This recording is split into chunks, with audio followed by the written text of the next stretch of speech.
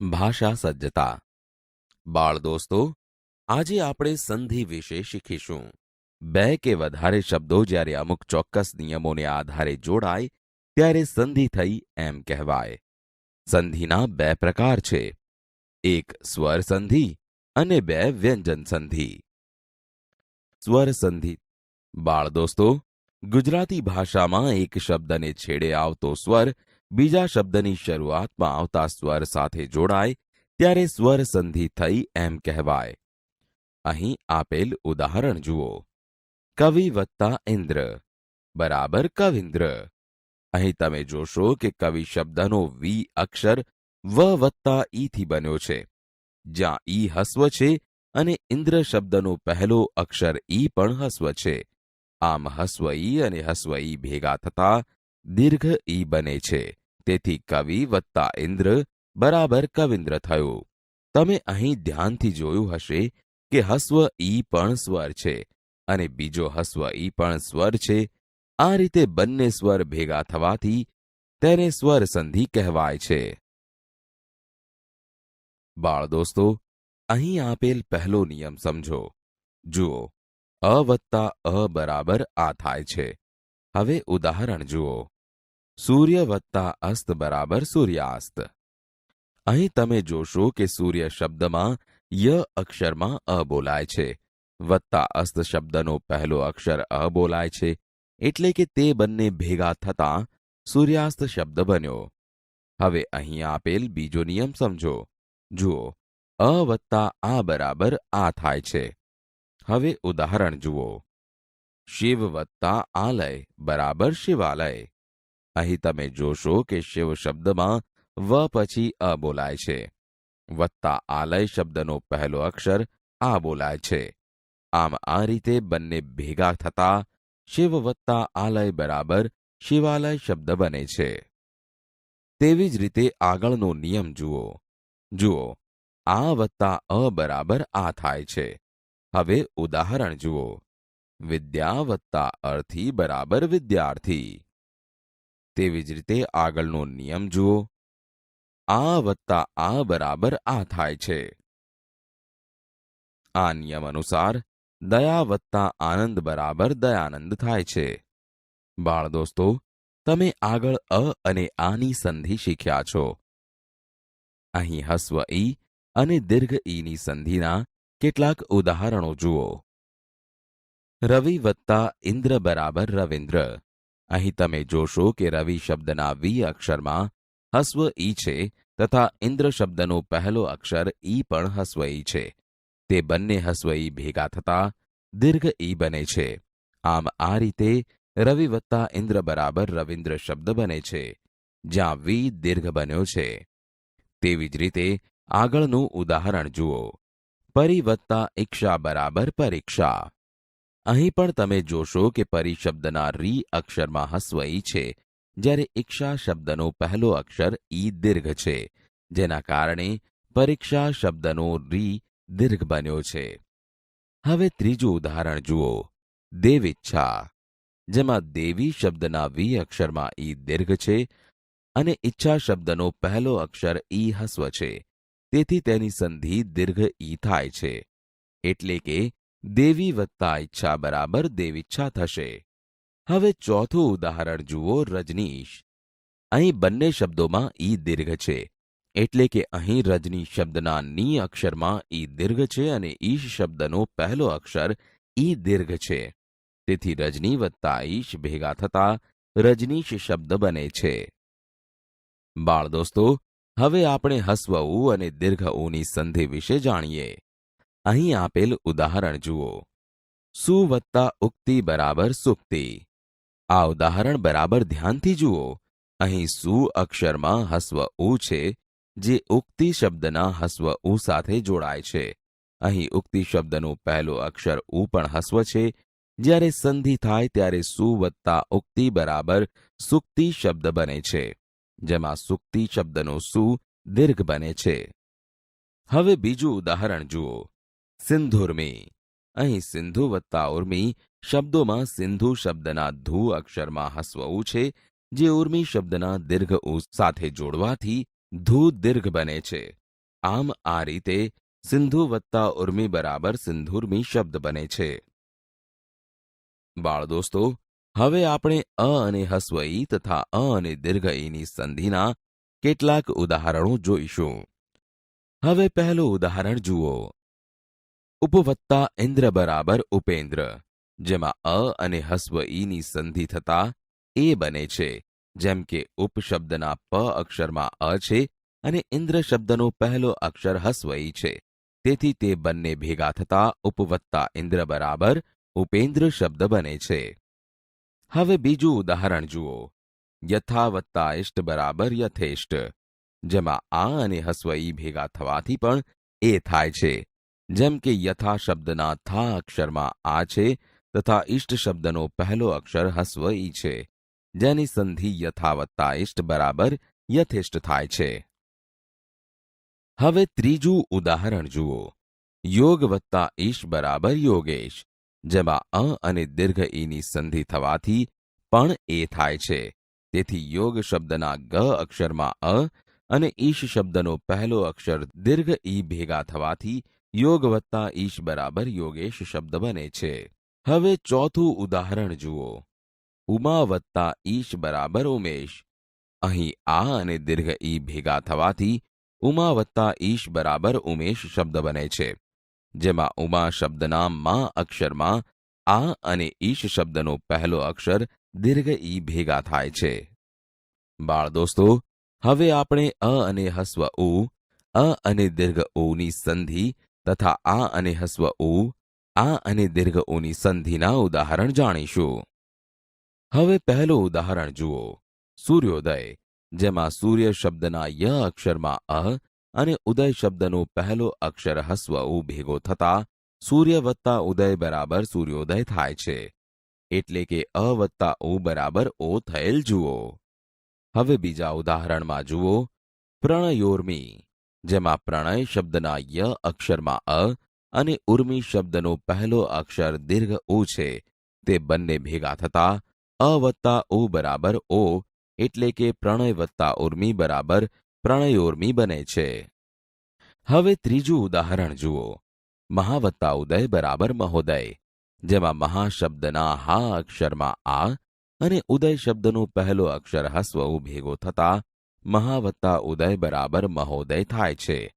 એટલે કે આ વત્તા ઉ બરાબર ઓ થયેલ જુઓ. હવે ચોથું ઉદાહરણ જુઓ.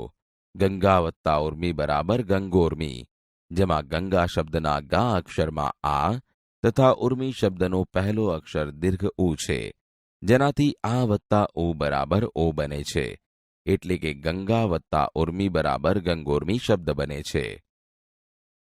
બાળ દોસ્તો, હવે આપણે અ વત્તા એ અને આ વત્તા એ બરાબર અહીંની સંધિના ઉદાહરણ જાણીશું. હવે પહેલું ઉદાહરણ જુઓ. પુત્ર વત્તા એષણા બરાબર પુત્રેષણા, જેમાં પુત્ર શબ્દના ત્ર અક્ષરમાં અ અને એષણા શબ્દનો પહેલો અક્ષર એ જોડતા પુત્રેષણા શબ્દ બને છે. હવે બીજું ઉદાહરણ જુઓ. સદા વત્તા એવ બરાબર સદૈવ, જેમાં સદા શબ્દના દા અક્ષરમાં આ અને એવ શબ્દનો પહેલો અક્ષર એ જોડતા સદૈવ શબ્દ બને છે. બાળ દોસ્તો, હવે આપણે અ વત્તા રૂ અને આ વત્તા રૂ બરાબર અરની સંધિના ઉદાહરણ જાણીશું. હવે પહેલું ઉદાહરણ જુઓ. સપ્ત વત્તા ઋષિ બરાબર સપ્તર્ષિ, જેમાં સપ્ત શબ્દના ત અક્ષરમાં અ અને ઋષિ શબ્દનો પહેલો અક્ષર રૂ ભેગા થતા સપ્ત વત્તા ઋષિ બરાબર સપ્તર્ષિ થાય છે. તેવી જ રીતે બીજું ઉદાહરણ જુઓ. મહા વત્તા ઋષિ બરાબર મહર્ષિ, જેમાં મહા શબ્દના હા અક્ષરમાં આ અને ઋષિ શબ્દનો પહેલો અક્ષર રૂ ભેગા થતા મહા વત્તા ઋષિ બરાબર મહર્ષિ એમ સંધિ થાય છે. બાળ દોસ્તો, સ્વર સંધિ વિશે જાણકારી મેળવ્યા પછી હવે આપણે વ્યંજન સંધિ વિશે શીખીશું. હવે આપણે વ્યંજન સંધિના નિયમો સમજીએ. વ્યંજન પછી વ્યંજન કે સ્વર આવે અને જોડાઈ જાય ત્યારે તેને વ્યંજન સંધિ થઈ એમ કહેવાય. દાખલા તરીકે તદ વત્તા લીન શબ્દની સંધિ કરવી હોય તો દ અને લ વ્યંજન છે આ બંને વ્યંજનોને જોડતા તલ્લીન થાય છે. ત વર્ગ એટલે કે દંત્ય વ્યંજનો ત, થ, દ, ધ, ન એ વ્યંજનો સાથે લ વ્યંજન આવે તો દંત્ય વ્યંજનો લ થાય છે. વ્યંજન સંધિ સમજવા માટે અહીં આપેલા કોષ્ટક સમજો. ક વર્ગના વ્યંજનો ક, ખ, ગ, ઘ છે, જેનો અનુનાસિક ઉચ્ચાર છે. ચ વર્ગના વ્યંજનો ચ, છ, જ, ઝ છે, જેનો અનુનાસિક ઉચ્ચાર છે. ટ વર્ગના વ્યંજનો ટ, ઠ, ડ, ઢ છે, જેનો અનુનાસિક અણ છે. ત વર્ગના વ્યંજનો ત, થ, દ, ધ છે, જેનો અનુનાસિક ન છે. પ વર્ગના વ્યંજનો પ, ફ, બ, ભ છે, જેનો અનુનાસિક મ છે. જુઓ પહેલો નિયમ. અનુનાસિક સિવાયના વ્યંજન પછી સ્વર કે ઘોષ વ્યંજન આવે તો તે વ્યંજનની જગ્યાએ તેના જ વર્ગનો ત્રીજો વ્યંજન મુકાય. બાળ દોસ્તો, હવે પહેલું ઉદાહરણ જુઓ. જગત વત્તા ઈશ બરાબર જગદીશ. અહીં જગત શબ્દમાં ત એ ત વર્ગનો વ્યંજન છે. અહીં ત વર્ગનો ત્રીજો વ્યંજન ત, થ, દ એટલે કે દ વપરાયો છે. તેથી જગત વત્તા ઈશ બરાબર જગદીશ બન્યું. તેવી જ રીતે બીજું ઉદાહરણ જુઓ. ષટ વત્તા યંત્ર બરાબર ષડયંત્ર. જેમાં ષટ શબ્દમાં ટ એ ટ વર્ગનો વ્યંજન છે. અહીં ટ વર્ગનો ત્રીજો વ્યંજન ટ, ઠ, ડ એટલે કે ડ વપરાયો છે. એટલે કે ષટ વત્તા યંત્ર બરાબર ષડયંત્ર બન્યું. હવે ત્રીજું ઉદાહરણ જુઓ. દિક વત્તા અંત બરાબર દિગંત. અહીં દિક શબ્દમાં ક વર્ગનો ત્રીજો વ્યંજન ક, ખ પછી ગ આવે અને તે વપરાતા દિગંત શબ્દ બને છે. બાળ દોસ્તો, હવે આપણે વ્યંજન સંધિનો બીજો નિયમ સમજીએ. અનુનાસિક સિવાયના કોઈ પણ અઘોષ વ્યંજન આવે ત્યારે આગળના વ્યંજનને બદલે તેના જ વર્ણનો પહેલો વ્યંજન મુકાય. અહીં આપેલા ઉદાહરણ જુઓ. શરદ વત્તા પ્રકોપ બરાબર શરત પ્રકોપ.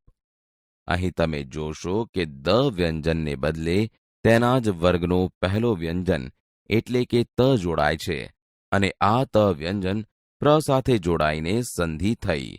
જુઓ, શરદ વત્તા પ્રકોપ બરાબર શરત પ્રકોપ. બાળ દોસ્તો, હવે આપણે વ્યંજન સંધિનો આગળનો નિયમ સમજીએ. ત વર્ગના વ્યંજનો એટલે કે ત, થ, દ અને ધ પછી જો ચ વર્ગનો વ્યંજન એટલે કે ચ, છ, જ, ઝ કે શ આવે તો ત વર્ગના વ્યંજનને બદલે તેને મળતો ચ વર્ગનો વ્યંજન આવે. હવે પહેલું ઉદાહરણ જુઓ. સત વત્તા જન બરાબર સજ્જન. અહીં સત શબ્દનો ત એ ત વર્ગનો વ્યંજન છે અને જન શબ્દમાં જ એ ચ વર્ગનો વ્યંજન છે. આથી ત વર્ગના વ્યંજનને બદલે ચ વર્ગના વ્યંજનમાંથી જ જ અક્ષરનો સંધિ માટે ઉપયોગ થયો છે. તે પછી બાકીના ઉદાહરણ જુઓ. ઉદ વત્તા જવલ બરાબર ઉજ્જવલ. આ ઉદાહરણમાં પણ એ જ નિયમનું પાલન થયેલ છે. બાળ દોસ્તો, હવે આપણે વ્યંજન સંધિનો વધુ એક નિયમ જોઈએ.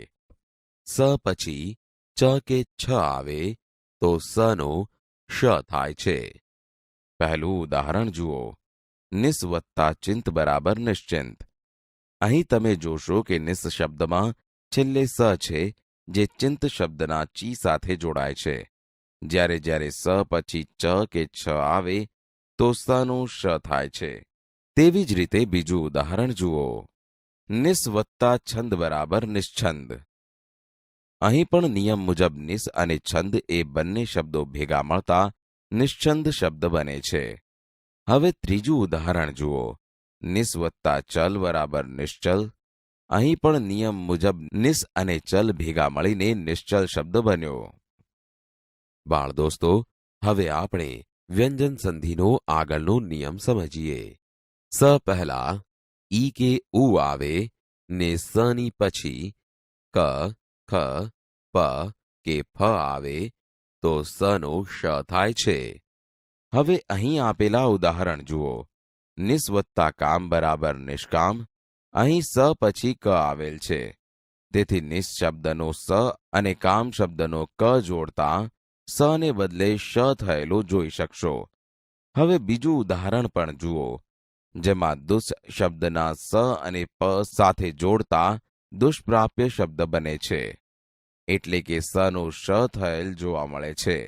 તેવી જ રીતે ત્રીજા ઉદાહરણમાં નિસ શબ્દના સ પછી ફ આવેલ છે, જેથી નિયમ મુજબ સનો શ થયો છે. બાળ દોસ્તો, હવે આપણે વ્યંજન સંધિનો વધુ એક નિયમ શીખીએ.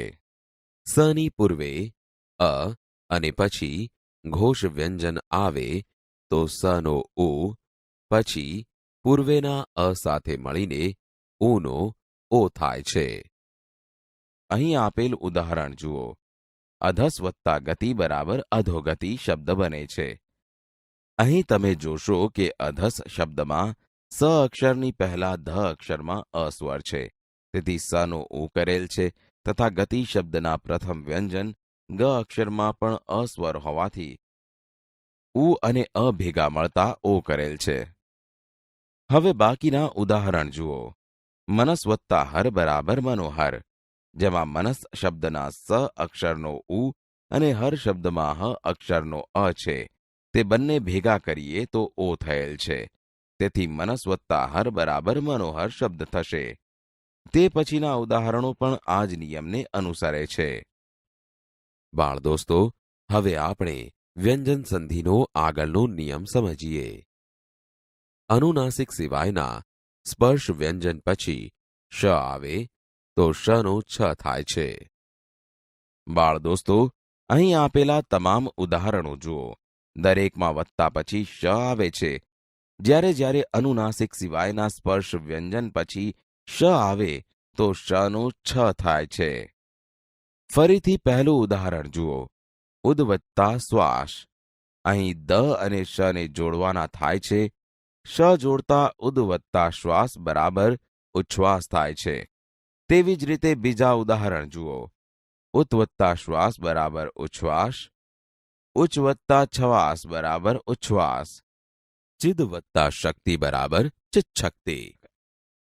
ચિત વત્તા શક્તિ બરાબર ચિચ્છક્તિ. ચિચ વત્તા છક્તિ બરાબર ચિચ્છક્તિ.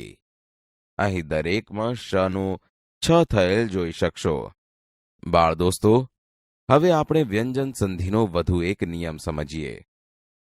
સથી શરૂ થતા શબ્દ પહેલા જોડાયેલા શબ્દને અંતે અ કે આ સિવાયનો સ્વર હોય તો સનો શ થાય છે. અહીં આપેલ ઉદાહરણ જુઓ. વી વત્તા સમ બરાબર વિષમ. અહીં તમે જોશો કે સમ શબ્દની પહેલા વી અક્ષરમાં હસ્વ ઈ જોડાયેલ છે. જ્યારે સથી શરૂ થતા શબ્દ પહેલા જોડાયેલા શબ્દને અંતે અ કે આ સિવાયનો સ્વર હોય તો સનો શ થાય છે. તેથી અહીં સનો શ થયેલો જોવા મળશે. તેવી જ રીતે ત્રીજું ઉદાહરણ જુઓ. સુ વત્તા સમા બરાબર સુષ્મા. અહીં પણ તમે જોશો કે સમા શબ્દની પહેલા સુ અક્ષરમાં હસ્વવું જોડાય છે. તેથી અહીં પણ સનો શ થયેલો જોવા મળશે.